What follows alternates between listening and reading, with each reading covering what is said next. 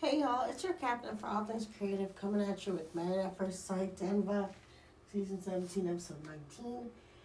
If you're new to this channel, welcome. Please like, subscribe, all that good stuff. If you are returning, welcome back. Let's get into it. Now, I'm going to isolate Michael and Chloe, and then I'll kind of jumble the other couples just to have a little bit of organization. So, Dr. Pia is seen meeting with Michael and Chloe to work on their intimacy, and she asks if they're still presenting their best selves to one another. Chloe gives some long-winded, fake-sounding answer about things being easy with them when we have seen her have panic attacks, mouth sores, and temporary move-outs already. But then we see Michael give a more honest but still positive answer. He then says, that the way he works out vulnerability with Chloe is that he has empowered Chloe to hurt him, but trust that she won't do it. And then Pia asks about sex, and Chloe says that she's building up to it, and her thing is touch. Then hidden cameras show them rubbing it on some things that need to be censored down to the couch, and Chloe also says she be sleeping naked, so they do seem to be, exploring one another. Then Dr. Pia asks them if they ever masturbated with one another, and then she gives them homework to go down to the adult store and buy 3 toys to play with together. And all I could think of was Michael potentially asking to borrow Chloe's vibrator since he'd be borrowing all her stuff. So next you see Michael and Chloe at the little adult shop, and Michael's acting like he's not that big of a freak, but he's asking for everything the salesman suggests, and Chloe's kind of laughing at him in a confessional to the point that she actually is like crying laughing at him. And I'm starting to not like this kind of sneak dissing that she does, because I feel like she does laugh at Michael more than she laughs with him, but she does show interest in the vibrators of the store, and Michael starts picking some out too. So next you see them in the bed, and they got some kind of musical vibrator that came with earbuds, and I wonder if it was a bedroom Candy invention, since I remember on the Real Housewives of Atlanta, Candy was talking about having some kind of vibrator that vibrates to the music that you want to listen to. So they didn't show the brand obviously, but they do show Chloe saying that she's excited to see Michael use his toys especially, and they get to naming the toys, and then they get to kissing, and the camera cut off before the episode then turned into a whole Skinamax extravaganza. So let's get to the other couples. Becca and Austin go on a date, and she reiterates that Austin's fake and that she really does not know who he is, since he's nice on camera but be flipping the script and shutting down when the cameras go off. So she says she believes, what people do more so than what they say. So she needs to see if, he's into her romantically more to believe it. So he apologized for not showing her that he cares enough. And he tries to bring up that her past boyfriends were pushovers.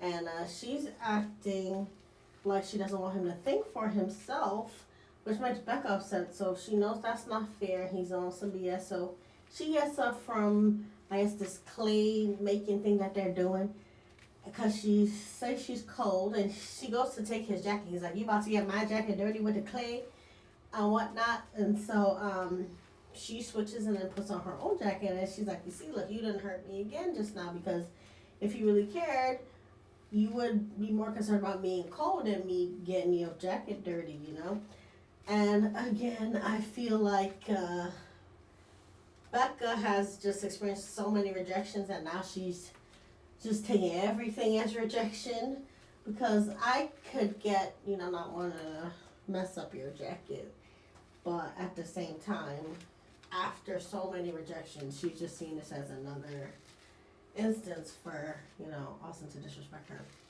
So next we see more at home undercover footage of Becca and Austin, with him telling her, to stop making him look bad on camera.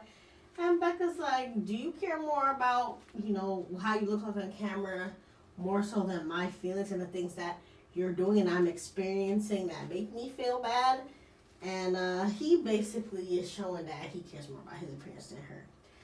So next you see Claire talking to Emily. This is at the beginning of the episode. And I guess Cameron apparently finally picked up the phone, and Claire's telling Emily that she confirmed to Cameron that they're broken up again. So it seems like she just wanted attention from him because she did not want to further the relationship. Next you see Emily and Brennan, and Emily thinks they're in a good place since her injury, and she made reservations at a restaurant for them too, and she plans to gently ask Brennan, what they can do moving forward, because she feels like she's in a good place since Brennan's being a little more humane to her since her injury. But then when Brennan and Emily meet up at the dinner date, Brennan gets to talk about friendship and how he's glad that the expectation is not as high before the accident. And Emily says she didn't know they were still in the friend zone. And then she starts speaking her true feelings about how he has made her feel and getting emotional, since she didn't think it would take her getting an accident to have him be nice to her. And they get to arguing on if she stayed or stopped him from leaving and who's listened to the other more. And then he throws in her face that if they threw in the towel earlier, she wouldn't have almost died, and that staying together was not worth her life. And then he shuts down again and says he just want to eat his food and not talk, and Emily's just visibly losing hope. And then Brennan starts talking about the real world again and say usually, he would have got a chance to know if they want to be together, maybe after a couple days or a couple weeks. But, they've been together 24/7, and he has seen her red flags. And I thought, not the red flag king talking about Emily's red flags, but he done said they never had romance, and she's such a negative person, and her negativity is a deal breaker for him. And he brings up how she was like negative at Michael and Chloe's wedding day even, which I did agree with. But Emily just gets so upset hearing this, and she sits up on the public bathroom floor crying in her short skirt, and I was like, get up, girl. You broke your heart. You want to break your vagina too and have a yeast infection. Stop this. And then the producer, tells her she's a good person. So then she come back to the table asking for wine. And I'm like, you see, that's something that he probably don't like either, all the drinking and whatnot. So basically, Brennan asked her if they could talk about something positive for a change. And I was like, not after you emptied your negative clip and told her all the bad things you hate about her. And it's just a bad scene. So then Claire goes to Emily's house again to hear about the bad date. She goes to spilling to Emily that the boys was planning on going on double dates. So Emily starts crying, but then she knows she got to break up with him. So then Emily calls him on the phone and says she heard about the date plans, and he denies it. And she gets to roasting him and breaks up with him. And then Brennan throws him, helping her in her face and says, how you going to say something negative about the person who saved your life? And she roasts him some more. And then he's like, whatever, I'll come over and get my stuff. So you see the women rallying around Emily, and Becca kind of spilling tea that Brennan makes, Emily delete footage, and that Austin is the same way because he's more concerned about image. So then Claire's like, oh yeah, so we all gonna do what's best for us on the decision day. But then Becca says, no, slow your roll. I'm gonna choose to stay with Austin because he's a good person at the end of the day, but it's the cameras that's bugging him out.